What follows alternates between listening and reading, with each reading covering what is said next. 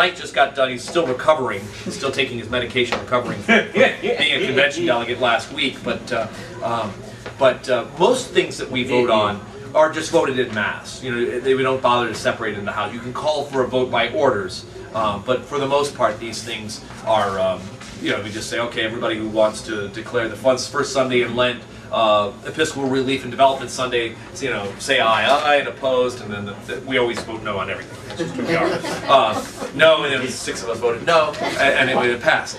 However, there was one piece of legislation that came up that had to do with the canons and Constitution, and they're trying to find a way for enforcement for those parishes that don't pay their assessment. Right now, you're told that you have to pay your assessment, but if you don't, well, then they'll tell you again not to pay, that you have to pay your assessment. You know, if you don't do this, then we're going to have to get really mean and tell you again you have to do it. So, so one of the things that they're trying to pass in the Constitution and canons is to remove the voting ability at convention from the parish. Now, the way you can do that is the only way you can do that right now, according to canon, is to remove the lay votes, because the clergy.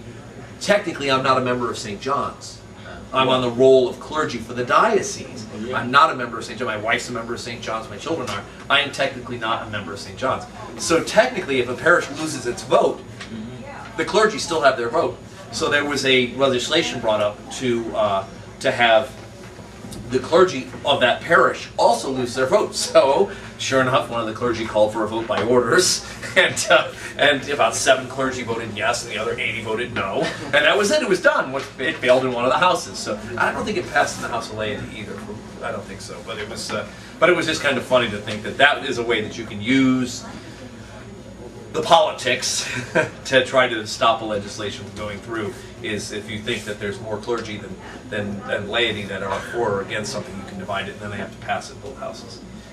I studied political science in college, and people say, well, was that, and you went into the clergy? And I said, well, at first I was trying to run away from going into the clergy when I decided to be a poli-sci major, but I find it very helpful to know politics, because politics are just the way people interact with each other, and I find it very helpful. And of course, at the time I wanted to be a Philadelphia politician when I grew up, and so those days are long gone, thank God. So that's another thing of grace altogether. So. You know, Marion has never paid her assessment for 20 years. This parish still send delegates to convention.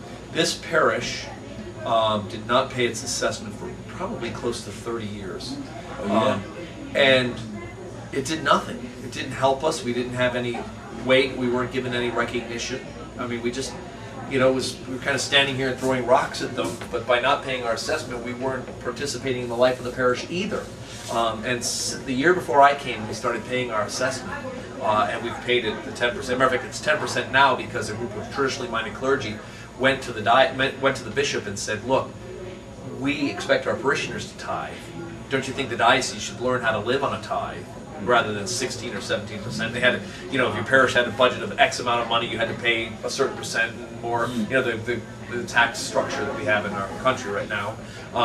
And we said, look, let's be biblical and make it 10. And I said, and to back it up, we said, look, you're asking 16 to whatever percent from all these parishes, but if you add up how much money is actually given, it's actually about 10%. So they bought it and changed the assessment about to 10%, and now people give less. But it's but anyway, the idea of a tithe being your first 10%, the biblical image of our giving to God in the form of the church and then in the form of the diocese. What did I say about that? Budgets. Oh, I got off track, didn't I? We hadn't paid it for a long time. Oh, so we hadn't paid it for a very long time and had no real participation in the life of the diocese. Since we've been paying it, since I've been here, we've had parishioners on the Commission on Ministry, the Cathedral Chapter, we have had an alternate to General Convention elected from and all those things don't happen if you're not participating in the parish in the big way. I think we would find ourselves in a much more acrimonious position with the diocese and with the bishop in particular if we weren't paying our assessment.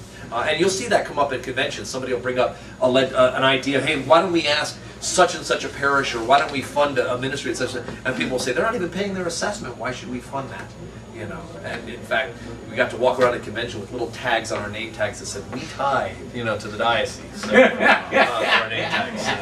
Anyway, so it's a back and forth. I mean, we don't agree with the diocese on very much, but at the same time, we are a member of that body, and we, you know, participate, we pay, and then we, from the inside, are trying to change and convert the diocese. Does all money flow from the parishes to the diocese? Is there any return support from the diocese to the parish? Depending on, well, yes, we get a bishop, but that would be the big one. We get Bishop Gibbs, and he comes here and he visits. But on top of that, there are parishes that are aided. There are parishes that are under redevelopment, and they'll give like they'll pledge to pay half of a budget for a priest for 3 or 5 years, so that they can grow into paying their own thing. So they do have redevelopment. They have a youth department that does some youth programs. They have. You're paying for the administrator who administrates the health plan for the lay and clergy employees. So that's a lot of the overhead costs. More and more we're paying, because we're paying less for the diocese, parishes in general, the whole diocese, is we've become very top heavy. We're having to pay, we have basic set expenses like salaries and rent and heat, and less of it's going to the mission stuff. And some of the mission stuff, we don't always agree with what some of their mission priorities are. So I don't mind sometimes when that goes away, some of that mission funding, because I don't agree with it. But that's it. What happens if a parish runs amok financially in terms of responsibility? We were talking about that on the way down. It's really the vestry more than the rector. But what if a rector overspends or spends on? Well, yeah, I guess that could happen. Technically, the budget's passed, like a Congress and an executive branch. The budget is passed by the vestry, and hopefully the rector's not going hog wild and spending way above it. So, what happens? Then the priest gets brought up on charges and sent away, and and then they suffer for a while, I guess. So, unfortunately, there are plenty of parishes for whom that's been true.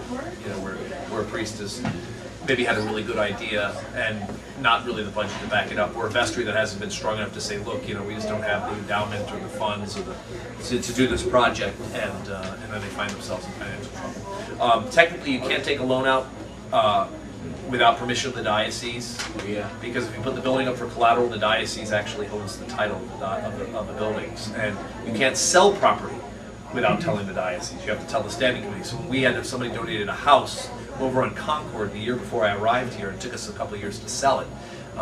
The person who was living there as the caretaker for the person who died wanted to buy it, and finally she just never came through with buying it, and so we found another buyer. But before we could do that, we had to have permission of the diocese, even though it was given to St. John's because of the relationship with the diocese. They don't want us selling off the building and then going to the Bahamas or something.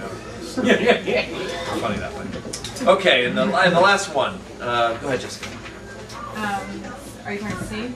C. Yeah. C. General Convention of ECUSA every 3 years. 1. Each diocese is represented with lay and clergy reps. 2. Every bishop expected to attend. 3. The House of Deputies and the House of Bishops. Legislation must pass both houses, elects presiding bishop. We'll stop there. There's a president of the House of Deputies, or the House of Deputies, which is both priests, deacons, and lay people. And this year, the president of the House of Deputies is a member of this diocese. Her name is Bonnie Anderson. She's a member of All Saints in Pontiac. The House of Bishops elects, and the House of Deputies concurs on the election of a presiding bishop. It's considered our primate. It's our kind of head administrator of the church. But unlike other provinces of the Anglican Communion, which are less democratic, ours is very much set up to be a democracy, as our U.S. government. Other provinces, the presiding bishop, and he actually has ability to remove and punish clergy individually as an archbishop that we don't give to our presiding bishop in the United States. That is elected now every 9 years. It used to be a 12-year sentence, and now it's a 9-year sentence to be presiding bishop. And General Convention meets next summer in Indianapolis. Is that where I think it's in Indianapolis. It was in Columbus 3 years ago. So. And finally, the structure of the parish, you have the rector, which is the priest, and the clergy. If the parishes cannot support itself financially, then the bishop appoints a priest to that parish, and that's called a vicar. Their other title you might have for a priest in a parish is a priest in charge. That's somebody who has all the authority of a rector without tenure. Being a rector means that I have tenure. In other words, once I'm elected rector and installed by the bishop, I am the